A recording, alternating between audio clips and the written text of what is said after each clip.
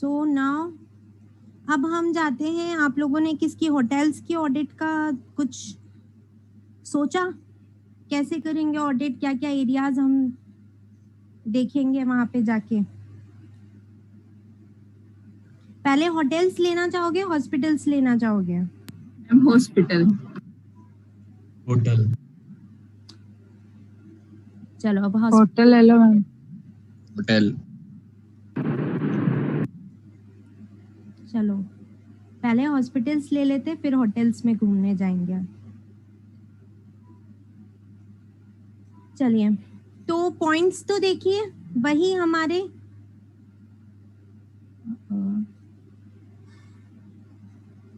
क्या सबसे पहले क्या चेक करना है हमें, बताइए। मैम हॉस्पिटल की income and expenses, income expenses तो knowledge of business, basic knowledge लेंगे पहले। यस, वेरी गुड, है ना। ये इनकम एक्सपेंसेस तो चेक करने हैं, उससे पहले दो चीजें और चेक करनी है, basic knowledge and appraisal of internal control. Basic knowledge सबकी वही सेम ही लिखनी है हमें, कि आपका लीगल फॉर्म कहाँ है, हमें कैसे पता चलेगा? कैसे पता चलेगा लीगल फॉर्म?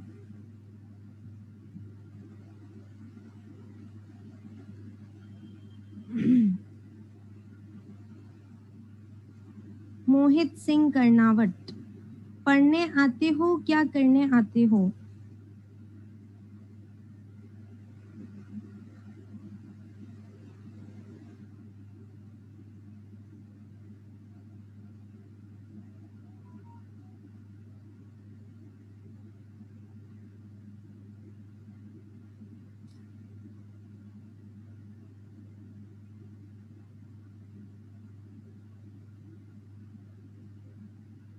मैम उसने मेरा नाम कर लिया। अब तो वो रिमूव हो गया। नहीं मैम, उसने मेरा नाम चेंज कर लिया। ओके मैम मैसेज आ रहा है।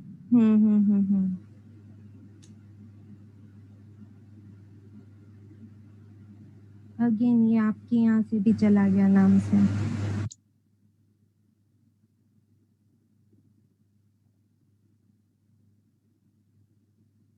मैम आप चैट ऑफ कर दो ना। मैम अच्छा के नाम से आ रहा है, अच्छा।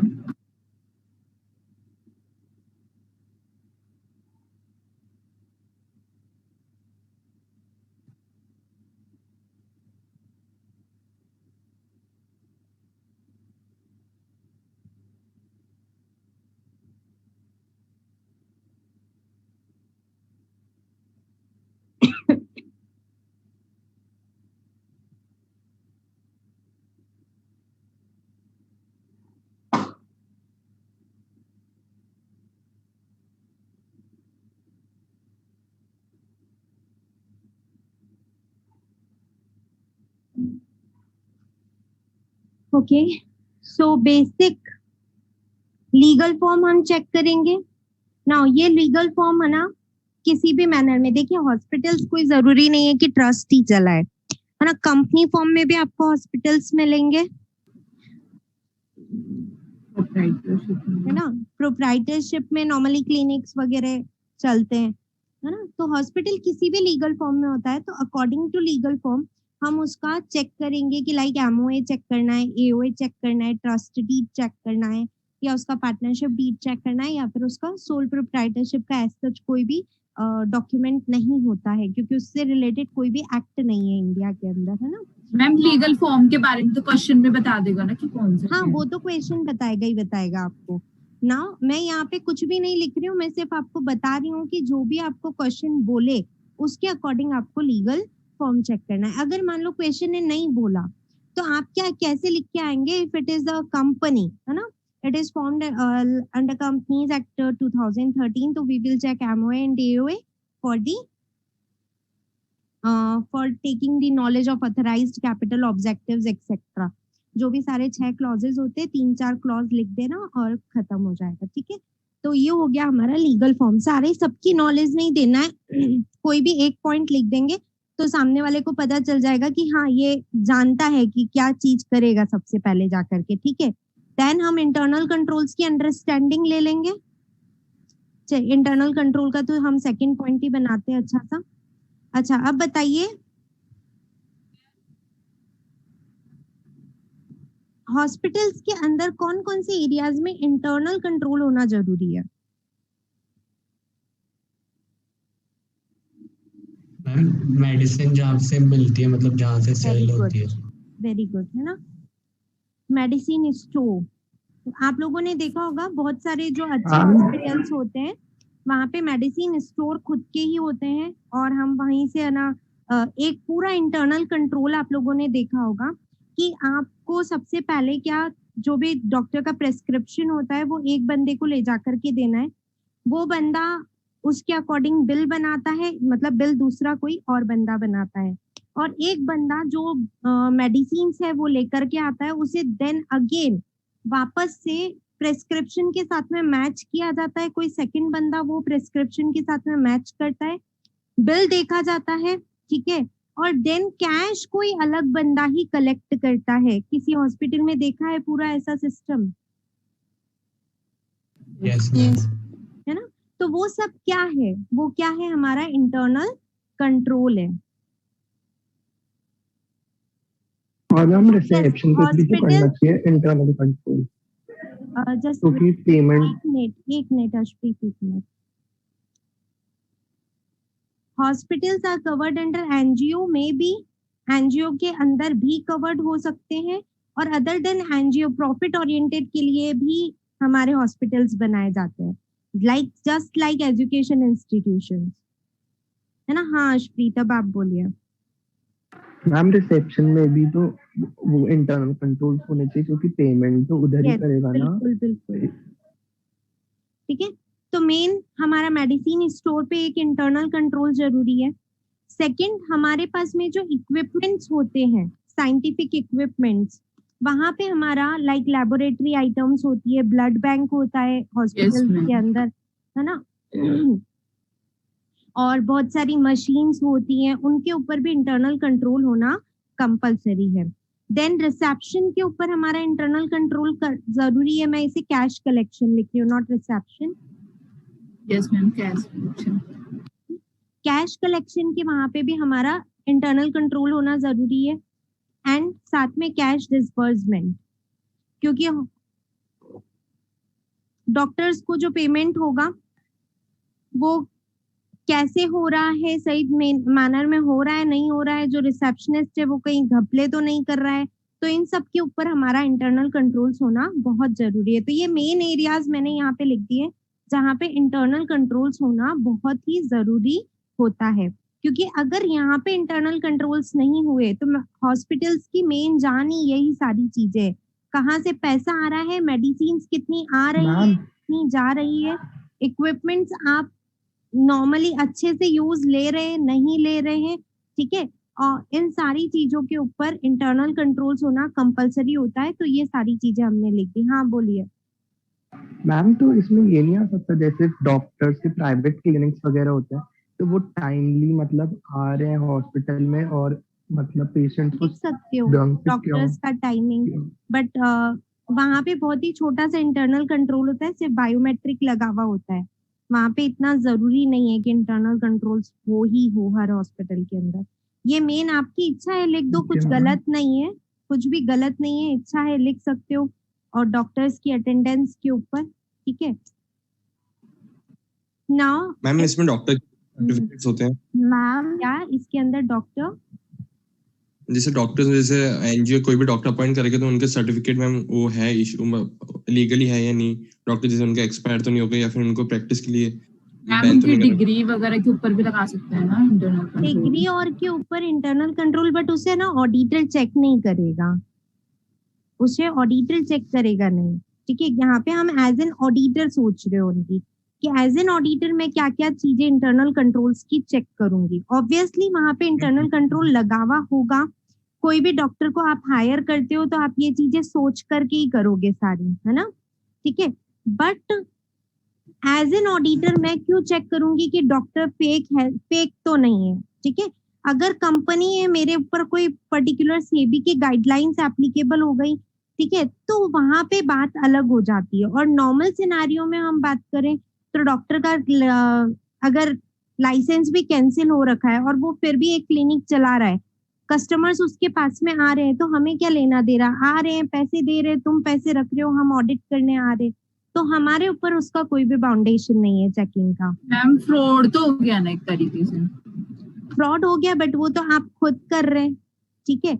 और हम जो हॉस्पिटल्स हैं, जो भी डॉक्टर्स को आउट कर दिया जाता है, डॉक्टर्स की जिनके भी लाइसेंस छीन लिए जाते हैं, उनका जो भी पर्टिकुलर लाइक जैसे अपन सीए सीएमए अपने को एक इंस्टीट्यूट गवर्न करता है, अपन ने कुछ भी गड़बड़ किया ना, अपन ने फ्रॉड किया ना, तो आईसीआई की वेबसाइट पे अपना नाम ब्लिंक होएगा कि इस बंदे ने फ्रॉड किया है, इसको 10 सालों के लिए हटा दिया गया है, ठीक है। तो ऐसे ही डॉक्टर्स के लिए भी रूल होते हैं। अगर किसी को भी रेस्टिगेट कर दिया जाता है ना, उनको जो भी इंस्टीट्यूट गवर्न करता है, आई डोंट नो, वो इंस्टीट्यूट की वेबसाइट पे पूरा डिटेल्स होगा कि इस बंदे को रेस्टिगेट किया गया है, नहीं किया गया है, तो ना उसको आपकी कंपनी के अंदर रखना है, नहीं रखना है, ये सारा मैटर बोर्ड ऑफ डायरेक्टर्स का होता है। और नॉर्मल केसेस में सोल प्रोप्राइटर और पार्टनरशिप फॉर्म हुई तो वो तो आपका खुद का इंडिविजुअल मैटर है, ठीक है। तो इसमें ऑडिटर का लेना देना कुछ भी नहीं होता है। ऑडिटर के लिए कोई रिक्वायरमेंट नहीं है ऐसी कि हॉस्पिटल्स के डॉक्टर्स की चेकिंग करे कि उनको कितना एक्सपीरियंस है, उन्होंने कोई गड़बड़ किडनी निकाल के बेच दिया और इसको रेस्टिगेट किया तो अब ये काम करे या ना करे, तो वो सारी चीजें तो हॉस्पिटल के इंटरनल मैटर्स है, ऑडिटर उसके ऊपर काम नहीं करेगा। जो नॉर्मल कंपनीज होती है उसके केस में हमें जरूर कहा है कि कोई डायरेक्टर है और वो डायरेक्टर अगर 164 के अंदर डिस्क्वालिफाइड है, आप लोगों को याद है तो हमने पढ़ा था ऑडिटर की ड्यूटी के अंदर, सेक्शन 164 में कोई डायरेक्टर डिस्क्वालिफाइड है तो उसका रिपोर्टिंग मुझे जरूर करना है ना। बट डॉक्टर अगर कोई आपकी कंपनी आपकी हॉस्पिटल के अंदर कोई डॉक्टर डिस्क्वालिफाइड है, उसने ऐसा कोई काम किया है, तो उसकी चेकिंग के लिए मैं बिल्कुल भी बाउंड नहीं हूँ।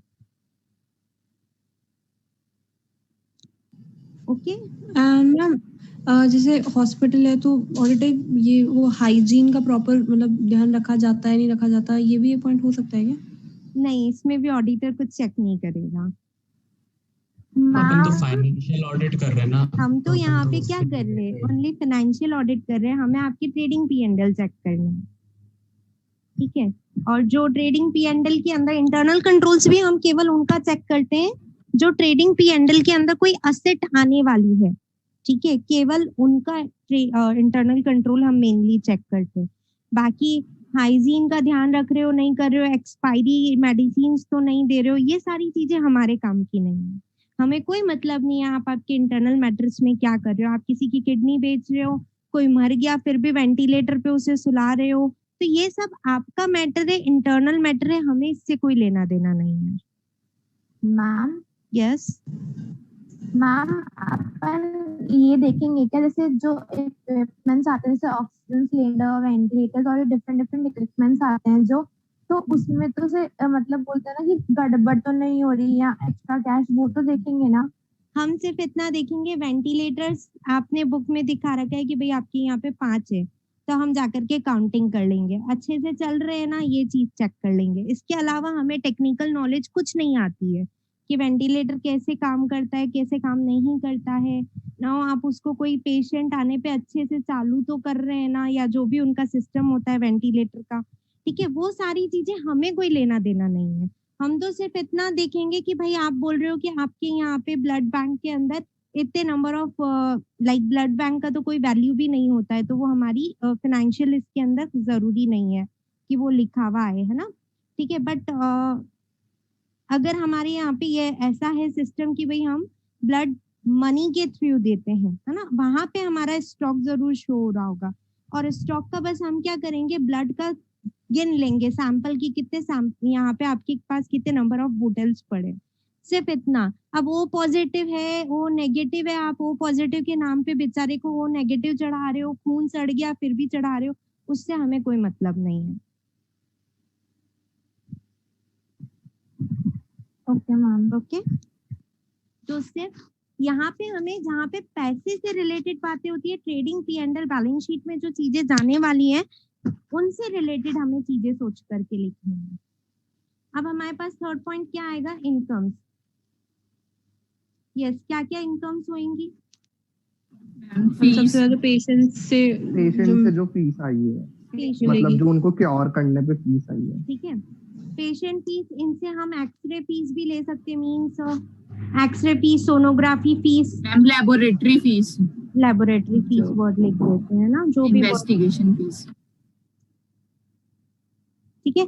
पेशेंट फीस एक तो हो गई जो जाते ही आपको रिसिप्ट कटवानी पड़ती है 250-300 रुपए की, है ना। और एक लेबोरेटरी फीस की, डॉक्टर ने कुछ प्रेस्क्रिप्शन लिखा है, आपको एक्सरे लिखवाना है, सोनोग्राफी करवाना है, तो वो उन सब का जो भी फीस हमें रिसीव हुआ ना, इसको चेक कैसे करोगे? हम स्लिप काटते हैं ना, स्लिप जो होती है ना रिसेप्शन पे स्लिप देते हैं ना। ठीक है। आप सब लोग अपन हॉस्पिटल में गए, अपन पैसा देते तो रिटर्न में वो अपने को एक रिसिप्ट देते हैं, ठीक है। उस रिसिप्ट से हम चेक करेंगे। साथ में एक और चीज होती है, वो उन लोगों के पास में एक मैनुअल रजिस्टर होता है, मैम उसमें नोट करते हैं, उसके अंदर वो लोग नोटिंग करते हैं कि आज पूरे दिन में हमने क्या क्या, कितना patient सोनोग्राफी किया, कितना एक्सरे किया, कितना क्या किया। उस मैनुअल रजिस्टर को ऑडिटर को क्या करना चाहिए, चेक करना चाहिए, और उसे कंपेयर करना चाहिए, check and compare with invoices raised, जो भी हमने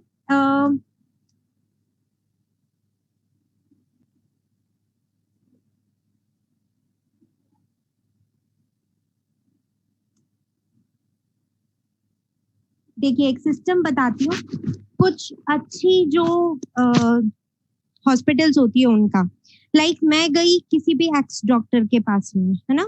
सबसे पहले मेरे को क्या करना है, उस एक्स डॉक्टर से मिलने के लिए नॉर्मल रिसिप्ट कट करवानी है। 250 रुपए की रिसिप्ट थी, रिसेप्शन पे कट गई।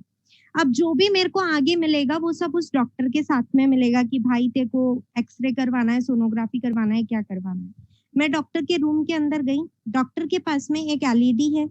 नाउ उसने मुझे चेक किया, उसने मुझे सजेस्ट किया कि आपको सोनोग्राफी करवाना है। तो वो जो पेपर होता है, जो रिसिप्ट होता है जो मुझे मिला था, प्रिस्क्रिप्शन लेटर के ऊपर उसने लिख कर दे दिया, एक तो मेरे रेफरेंस के लिए कि तुम्हें सोनोग्राफी करवानी है, ठीक है। सेकंड, वो इस रेफरेंस के लिए लिखता है कि भाई सोनोग्राफी के यहाँ पे जाकर के तुम उसको पेमेंट करके इसकी वो ले लेना, रिसिप्ट ले लेना और जाकर के सोनोग्राफी करवा लेना, ठीक है। देन वो जो सोनोग्राफी वाला एरिया होता है ना, वहां पे भी ये डिटेल्स डॉक्टर खुद सबमिट करता है कि भाई इसका पेशेंट आएगा, ये पेशेंट को सोनोग्राफी करना है, तो वो अपने खुद के एलईडी से, जो भी सिस्टम होता है उनका इंटरनल सॉफ्टवेयर होता है, उसके थ्रू उनको इन्फॉर्मेशन सेंड कर देता है, ठीक है। तो डॉक्टर हमारे पास में, यानी ऑडिटर्स के पास में एक और चीज होती है जहां से हम इसे क्रॉस वेरीफाई कर सकते हैं कि ये जो सॉफ्टवेयर से आपको नॉलेज मिला था, ठीक है, इसके अकॉर्डिंग सोनोग्राफी हुआ या नहीं हुआ, है ना। तो उस सोनोग्राफी के लिए पेमेंट मैंने चेक किया, कहाँ से, रिसेप्शन से पेमेंट चेक कर लिया, प्रेस्क्रिप्शन से सारी चीजें चेक कर ली कि भाई एक डॉक्टर ने पूरे दिन में, सारे डॉक्टर्स के सॉफ्टवेयर ओपन करके देखे कि पूरे दिन में किस डॉक्टर से कितनी सोनोग्राफी के लिए पेशेंट्स भेजे गए थे। आपके पास में पेशेंट भेजे थे 10। ये नॉलेज किसको दी थी? हर एक डॉक्टर ने जो सोनोग्राफी एरिया में बंदा बैठा है उसको दी थी, ठीक है, रिसेप्शनिस्ट को नहीं दी जहाँ पे बिल कट रहा है। अब मैं क्या करूंगी, उन लिस्ट को निकालूंगी और उसको कंपेयर करूंगी कि भाई तेरे 1 तारीख की सोनोग्राफी के कितने बिल कटे हैं वो मुझे बता दे। दोनों को कंपेयर किया तो ऑडिटर क्या कलेक्ट कर रहा है, ऑडिट एविडेंसेस कलेक्ट कर रहा है, समझे? ठीक है। तो इस तरीके से सिस्टम चलता है। कोई भी अगर थोड़ा बड़ा हॉस्पिटल होता है तो वहां पे ऐसा चीज होती है। ओके, तो ये हम एज एन ऑडिटर यहाँ पे चेक करते हैं। तो मैम, तो हमें प्रोसेस थोड़ी ना बताना है, हमें तो सिर्फ ये बताना है सोनोग्राफी होती है और उसका किस तरीके से हम चेक कर सकते हैं। हाँ, उसका आपको ये तो बताना है ना कि आप ऑडिट एविडेंसेस कैसे कलेक्ट करेंगे। तो हम रिसेप्शनिस्ट के जो भी नंबर ऑफ बिल्स है उन्हें चेक करेंगे, उनको हम कंपेयर कर सकते हैं with the prescription of doctor, तो हमें ज्यादा ऑडिट एविडेंसेस मिल रहे हैं, मोर देन 2 ऑडिट एविडेंसेस हमारे पास में आ रहे हैं। ओके, नाउ पेशेंट फीस हो गई, लेबोरेटरी फीस हो गई। एक आपने मुझे बोला था भाई मेडिसिन स्टोर भी होता है, तो मेडिसिन इनकम हो जाएगी, ठीक है। अगेन आप इसे कैसे चेक कर सकते हैं? बिल्स रेज, मैम वही बिल्स और इनवॉइस वगैरह से। है ना। देन हमारे पास में आप लोगों ने देखा होगा कुछ हॉस्पिटल्स होते हैं वहां पे कैंटीन भी होती है, यस यस ठीक है। ये कैंटीन इनकम आप आपके स्कूल में भी डाल सकते हो। तो कैंटीन इनकम्स के अंदर भी अगेन वही बिल्स रेज कर करके दिए जाते हैं, तो वहां से हम क्या कर लेंगे? चेक कर लेंगे। और क्या क्या इनकम होगी हॉस्पिटल्स की? Ma'am admit fees, ICU, ventilator charges, वो सारी है ना, पेशेंट फीस, लेबोरेटरी फीस सब में डाल दो। आईसीयू में भी वहीं पे एडमिट करवा दो आप, हर चीज वहीं पे डाल दो, है ना। डोनेशन, सब्सक्रिप्शन, जो पॉइंट्स बनाने हैं ना हमें, वो जितने अलग पॉइंट्स बना सको उतने बनाओ, और मैक्सिमम मैंने कहा 5 या 6 ही बनाने। तो डोनेशन और एक सब्सक्रिप्शन, ये अपन स्कूल के अंदर ऑलरेडी पढ़ चुके हैं कि कैसे हम इसे करते हैं चेक। अच्छा, इसके अलावा और क्या इनकम हो सकती है किसी भी मैम हॉस्पिटल? कमीशन की इनकम होती है डॉक्टर्स को। यस, वेरी गुड, है ना। कमीशन इनकम होती है हमारी, तो ये कमीशन इनकम भी हमने यहाँ पे डाल दी, ठीक है। तो ये मेन इनकम्स आ गई हमारी जो हमें लिखनी है। अब हमें स्टार्ट करते हैं 4th पॉइंट, एक्सपेंसेस। मैम जिस रूम में अपन एडमिट करवाते हैं पेशेंट्स को, उनकी भी तो इनकम होती है, मतलब रूम चार्जेस हो गए ना, वो मैंने आपको कहा जैसे ना, एसी। किसी भी टाइप का फीस ले रहे हो पेशेंट से, वो सारे फीसेस आपको यहाँ पे लिखने हैं। रूम चार्जेस हो गए, वो आपके आईसीयू के चार्जेस हो गए, वार्ड चार्जेस हो गए, किसी भी टाइप का चार्ज हो रहा है आपका, वो सारी चीजें आपको यहाँ पे लिखनी है, ठीक है। नाउ एक्सपेंसेस के बारे में सोचो, एक्सपेंसेस क्या क्या होंगे? मैम स्टाफ की सैलरी, मैम इसमें एनालिटिकल प्रोसीजर लग डॉक्टर्स, सकता है क्या स्टाफ की सैलरी इसके अंदर? ये इनकम्स में? देखिए, इनमें किसी में भी पेशेंट फीस के अंदर एनालिटिकल प्रोसीजर आप नहीं लगा सकते। क्यों नहीं लगा सकते हो? क्योंकि हर एक डॉक्टर का अपना अपना फीस होता है ना। इस तरीके से जरूर लगा सकते हो, भाई पूरे साल में मिस्टर एक्स डॉक्टर के पास में कितने लोग मिलने गए, है ना। अब उसके अंदर भी अगर during the year, sorry, her Sundays को आपका कुछ डॉक्टर्स होते हैं जो भाई संडे को भी बैठते हैं बट अपना फीस इंक्रीज कर देते हैं, तो वहां पे हमारा एनालिटिकल प्रोसीजर फेल हो जाएगा, क्योंकि आपको इतनी मेहनत करनी पड़ेगी कि भाई संडे संडे का तुम अलग पेशेंट निकालो, बाकी जो वीकडे होते हैं उनके अलग पेशेंट्स निकालो।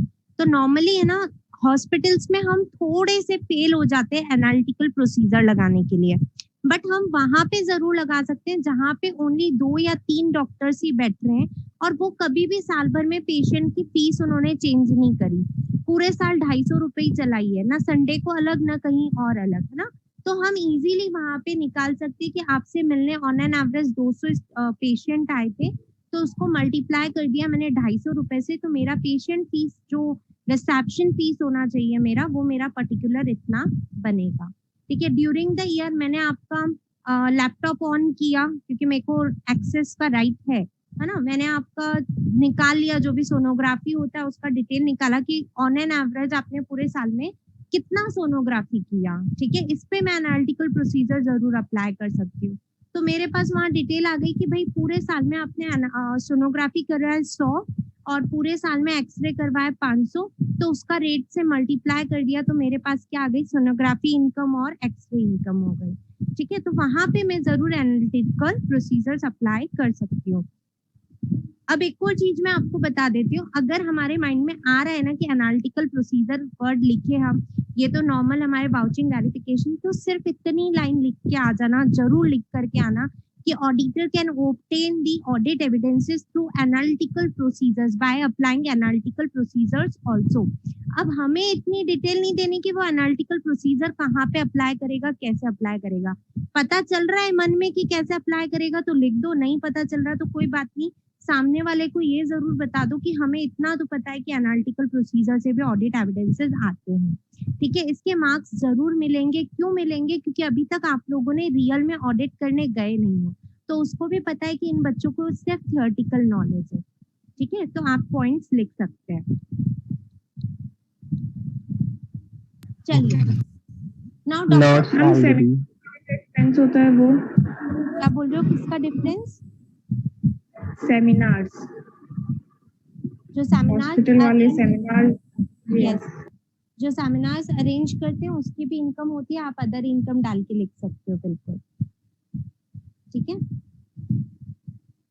अच्छा, इसके अलावा डॉक्टर्स की सैलरी हो गई यहाँ पे एक्सपेंसेस के अंदर, जो पियोन्स होते हैं उसकी सैलरी हो गई, मैं एक ही हेड बना रही हूँ salary salary of staff, salary of staff. अब आपको सबको पता है सैलरी के अंदर क्या क्या चीजें चेक करनी है, वो सब लिख देना है यहाँ पे। Electricity expenses. इसके अलावा एक और चीज आपने क्या machine ma'am repair and maintenance of machines equipments, वो लिख रही हूँ मैं। एक वर्ड याद कर रही थी, एनजीओ चैप्टर में आप लोगों ने पढ़ा होगा, दैट इज कि लाइक डॉक्टर्स विजिट पे आते हैं और हम उनको अमाउंट ऑनोरेरियम, यस ऑनोरेरियम,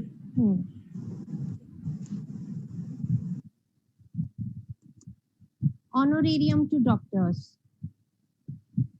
है ना। लाइक डॉक्टर्स क्या होते हैं, हमारे यहाँ पे विजिट करते हैं। लाइक मेरा हॉस्पिटल है जयपुर के अंदर, नाउ अहमदाबाद का कोई डॉक्टर आया और मैंने उसको कुछ कहा कि भाई बुधवार को आप आ जाना, ठीक है, आप मेरे जितने भी पेशेंट्स को देखोगे उसके अकॉर्डिंग पर पेशेंट में आपको इतना पेमेंट कर देंगे। तो उसके अकॉर्डिंग मुझे डॉक्टर्स को क्या देना पड़ता है, कुछ ऑनोरेरियम देना पड़ता है। तो that is honorarium to doctors. Hospital के लिए क्या होगा, एक्सपेंसेस होगा। तो ये एक्सपेंसेस भी एक ऑडिटर को क्या करना होता है, चेक करना होता है, ठीक है। ये सैलरी टू स्टाफ के अंदर मैंने क्यों नहीं डाला, क्योंकि स्टाफ वो बंदा हो गया जो यहाँ पे रेगुलर बेसिस पे मेरे यहाँ पे काम कर रहा है, और ये कभी कभी होगा, जरूरी नहीं है, इसलिए मैंने इसको अलग पॉइंट बना दिया। देन रिपेयर एंड मेंटेनेंस, ठीक है, मैं मेडिसिन परचेज करूंगी तभी मेरा काम चलेगा। तो एक मेरा एक्सपेंसेस क्या हो गया, मेडिसिन परचेज, उसको भी वाउच करना पड़ेगा मुझे। मैम डेप्रिसिएशन, मैम कैंप वगैरह लगवाते हैं वो भी, ठीक है। आपने कोई सोशल कैंप लगवाया, लाइक फ्री कैंप लगवाया कोई भी, उसके एक्सपेंसेस, ठीक है। डेप्रिसिएशन और भी जो भी एक्सपेंसेस आपको मेनली याद आते हैं वो सारे एक्सपेंसेस यहाँ पे ओपीडी मैम सबसे मेन तो advertisement expenses. Yes ma'am, advertisement expenses. Advertisement आप किसी में भी डाल सकते हो, हाँ, आप स्कूल्स में भी डाल सकते हो, होटल्स में भी डाल सकते हो, वो तो किसी में भी डाल सकते हो, ठीक है। तो मैं यहाँ पे साथ में ही लिख रही हूँ आपका एडवर्टाइजमेंट एक्सपेंसेस, ठीक है। और कुछ एक्सपेंसेस याद आते हैं जो स्पेसिफिक हो कि वो चीज केवल और केवल हॉस्पिटल से ही रिलेटेड है, जैसे मेडिसिन हमने परचेज किया, यहाँ पे ऑनोरेरियम टू डॉक्टर्स है, सैलरी टू स्टाफ है ना, मतलब ये मेनली हमारे डायरेक्टली रिलेटेड टू हॉस्पिटल से। Ma'am ma'am repair and maintenance machine का तो हो गया, लेकिन बिल्डिंग का भी तो होगा, जो हॉस्पिटल तो मैं सबका अलग अलग पॉइंट लिखूं, सब मैंने कहा ना अपने को केवल 4-5 पॉइंट्स ही बनाने हैं। तो रिपेयर एंड मेंटेनेंस में सब लिख देना, यहाँ पे इक्विपमेंट भी आ जाएगा, बिल्डिंग भी आ जाएगी, आपकी और कुछ इच्छा है तो वो भी डाल देना।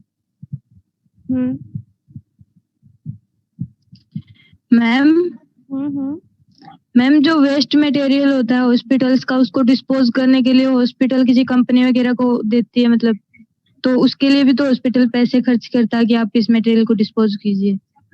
हाँ, आपकी स्क्रैप डिस्पोजल एक्सपेंसेस हो रहे हैं, ट्रेनिंग एक्सपेंसेस, ठीक है, यस, ट्रेनिंग एक्सपेंसेस हो रहे हैं। हॉस्पिटल जो पॉलिसीज बनाता है उसमें भी एक्सपेंस आता होगा। एक आपने इसके लिए एनजीओ में पर्टिकुलर वर्ड पढ़ा हुआ है ट्रेनिंग एक्सपेंसेस के लिए,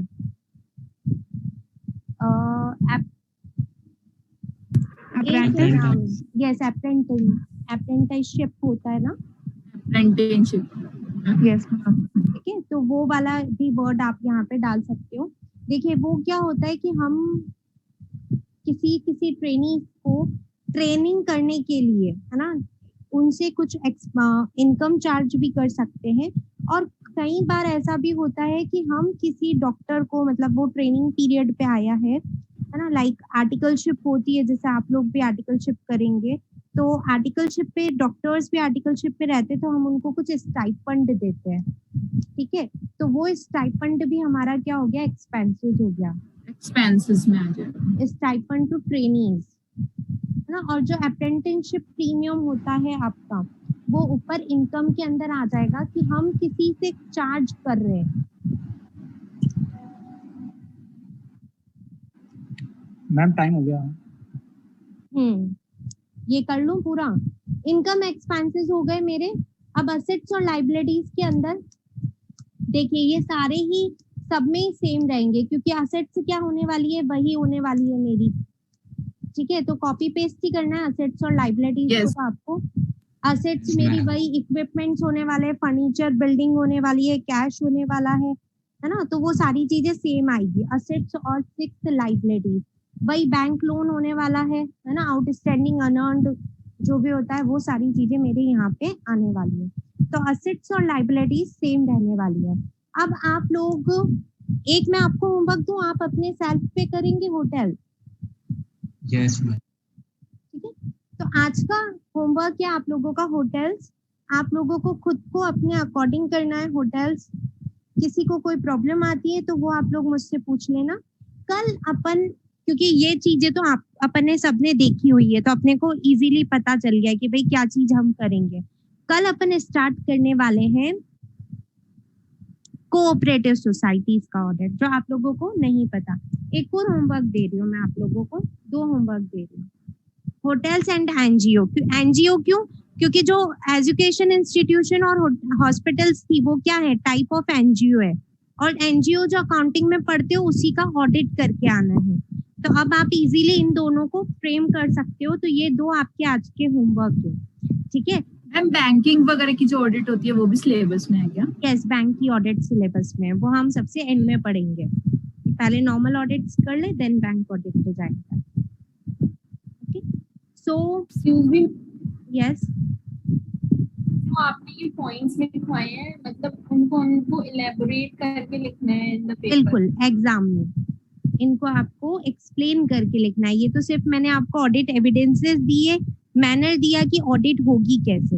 इनको आप मॉड्यूल से पढ़ना आज दोनों को, तो आपको इजीली पता चल जाएगा कि हमें एग्जाम में लिख के कैसे आना है। मॉड्यूल मींस मेरे नोट्स से ना।